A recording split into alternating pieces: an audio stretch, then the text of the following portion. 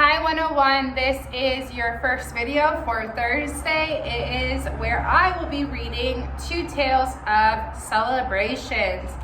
Please have your books out and follow along. If you need to pause the video and go get your book, please do it now. Okay, Two Tales of Celebrations short stories.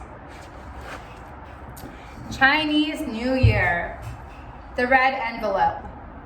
Anna was at her friend Cody's house. Anna saw red lanterns and banners. She saw red envelopes and a bowl of oranges. "Why is your house decorated like this?" she asked, curious. "To celebrate the start of the new year," Cody said. "But January 1st was weeks ago," Anna said. "We are not celebrating that new year. We are celebrating the Chinese New Year," Cody said. In ancient China, people followed a different calendar from today's. That new year began just before spring started. Some people call it Lunar New Year. Just then, Cody's little brother snuck into the room. He snatched the red envelope. Cody was holding in one of the banners. Then he ran out. "Daniel," Cody yelled, "give that back." "What is in the red envelope?" Anna asked. "The red envelope is also a part of Chinese New Year," Cody said. "The envelope contains money. My parents gave me one and they gave Daniel one too. Giving a red envelope with money in it is a way of wishing others good luck in the new year." "Well, let's get your envelope back," Anna said.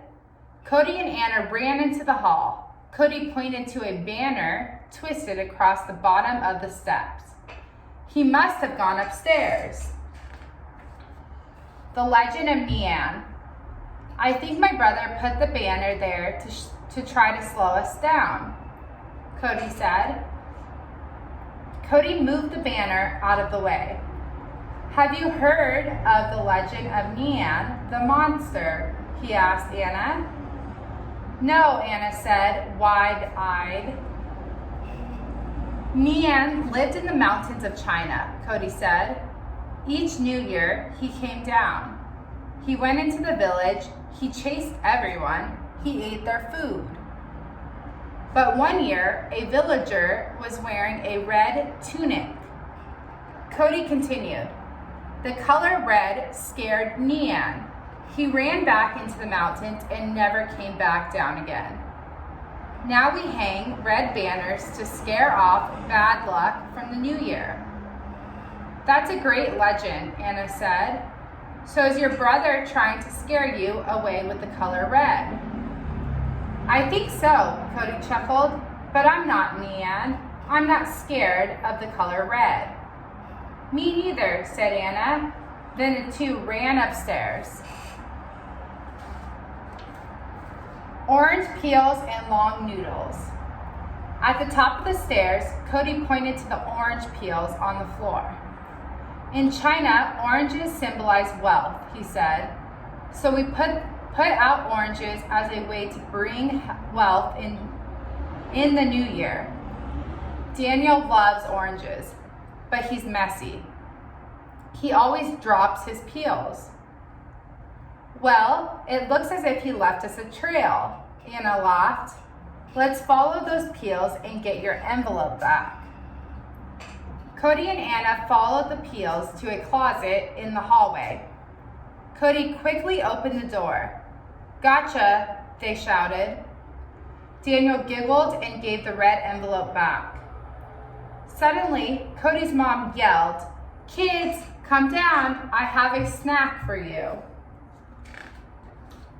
The three raced down to the kitchen table. There were bowls full of delicious smelling noodles. "Are noodles a tradition for Chinese New Year too?" Anna asked. "Long noodles are," Cody said. Then he held up a bunch of noodles. The noodles dangled all the way down to his bowl. They symbolize a long, happy life, Cody explained. Chinese New Year is very interesting, Anna said. Thanks for telling me all about it. Well, thanks for asking about it, Cody said. Anna, Cody's mom asked, would you like more noodles? Yes, please, Anna said. A long, happy life sounds good to me. The 4th of July, the barbecue. Anna was excited. The 4th of July was her favorite holiday. She loved having a barbecue in her backyard. She loved being with family and friends. And she loved the nighttime fireworks they went to each year. Happy July 4th, Anna said, racing up to Cody. She was glad Cody was at her house to celebrate with her family. Next, she ran up to her grandfather. Happy July 4th to you, she said. Just then, a big drop of rain splashed onto Anna's arm. Anna looked up. The sky had turned gray. More rain was sure to come. Uh-oh, Anna frowned. Another raindrop fell. This time, it fell on her nose. Then one landed on her big toe. It's raining, Anna called out. Anna, Cody, and all the guests began rushing to bring plates, forks, and food inside. Grandpa quickly wheeled the grill closer to the house. Grandpa peeked his head through the doorway. I guess the barbecue has moved inside, he said. We can eat just as well in here. Anna's uncle called out. Everyone laughed, except for Anna. What's wrong? Grandpa asked. Will the fireworks be canceled because of the rain? Anna asked. I'm sorry, Grandpa said, but they probably will be. We'll still have fun, Cody said, trying to make Anna feel better. The history. But Anna's shoulders sagged. Grandpa went to Anna. Let me tell you a story, he said. This one is a true story, Grandpa began. John Adams was one of the founders of our country. He signed the Declaration of Independence. That is the document that made the United States a country. It started that the colonies were no longer under British rule. Of course, Great Britain was not happy to hear this. So the colonies had to fight a war to truly gain their independence. The American Revolution, Anna said. Yes, Grandpa said. John Adams also wrote that our independence should be celebrated every year with much pomp and illuminations. And so today, fireworks are an important part of the way we celebrate this holiday. The real meaning.